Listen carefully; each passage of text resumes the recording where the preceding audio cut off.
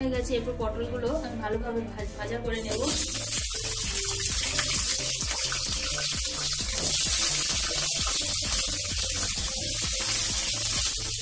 দিয়ে দেব লবণ,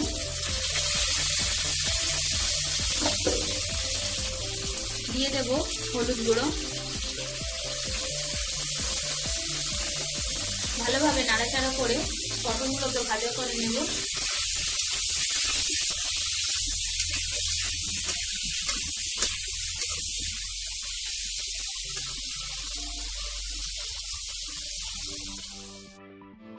ভালো করে আবার নাড়াচাড়া করে নেব।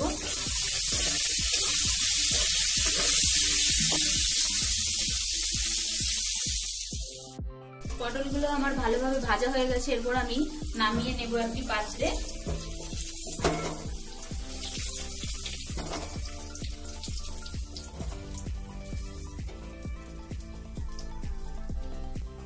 কড়াইতে থাকা একই তেলে আমি আলুগুলো ভেজে নেব।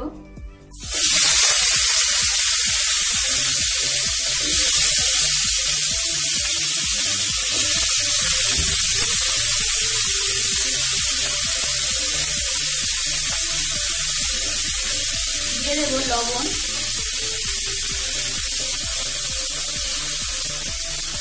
দিয়ে দেব হলুদের গুঁড়ো। ভালো করে নাড়াচাড়া করে আলুগুলোকে ভেজে নেব।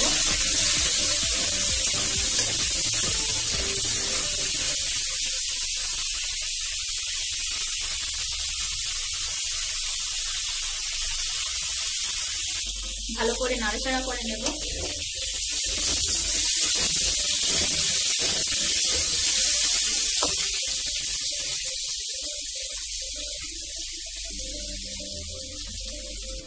আলুগুলো আমার ভালোভাবে ভাজা হয়ে গেছে। এরপর আমি একটি পাত্রে আলুগুলোকে তুলে নেব।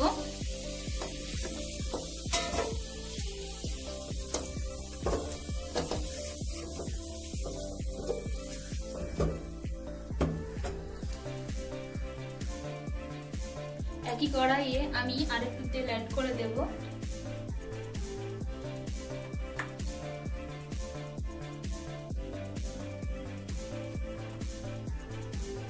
ফোড়নে দিয়ে দেব তেজপাতা, শুকনো লঙ্কা, দিয়ে দেব পেঁয়াজ কুচি,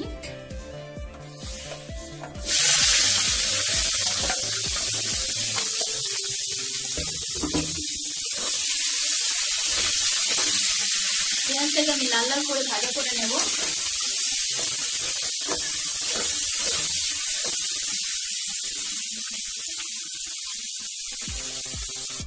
পেঁয়াজটা ভাজা হয়ে গেছে। এরপর দিয়ে দেব রসুন বাটা,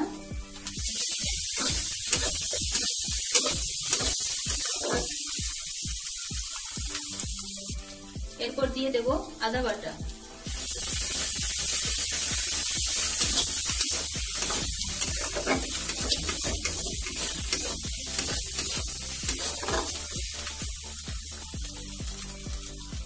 এরপর দিয়ে দেব ধনে, মৌরি আর জিরে বাটা।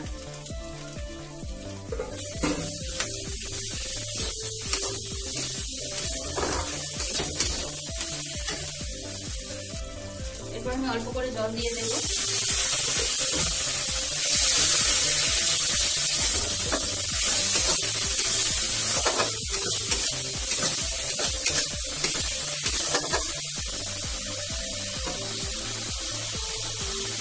এরপর দিয়ে দেব গ্রেট করে রাখা টমেটো।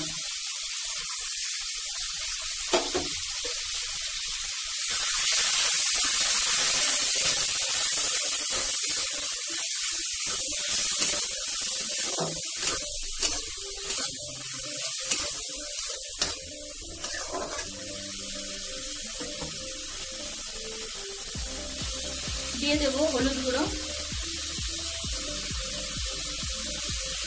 দিয়ে দেব লঙ্কার গুঁড়ো, দিয়ে দেব লবণ। ভালো করে মশলাটাকে কষিয়ে নেব।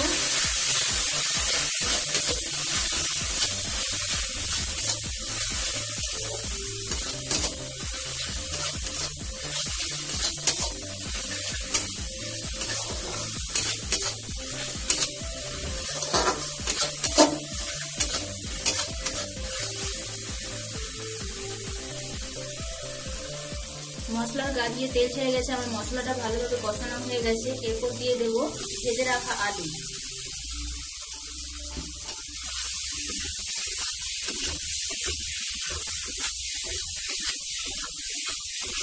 আলুটাকে মশলার সাথে ভালোভাবে কষিয়ে নেব।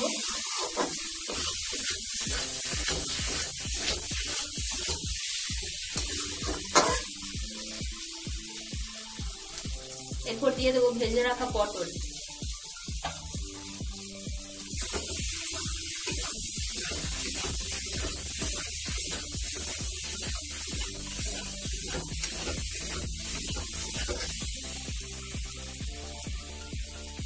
এরপর পরিমাণ মতো জল দিয়ে দেব।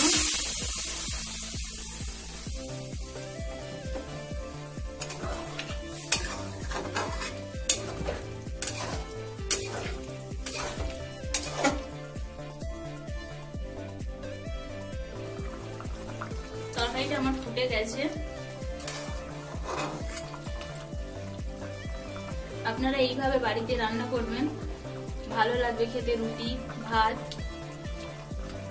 সাথে খেতে খুব ভালো লাগবে।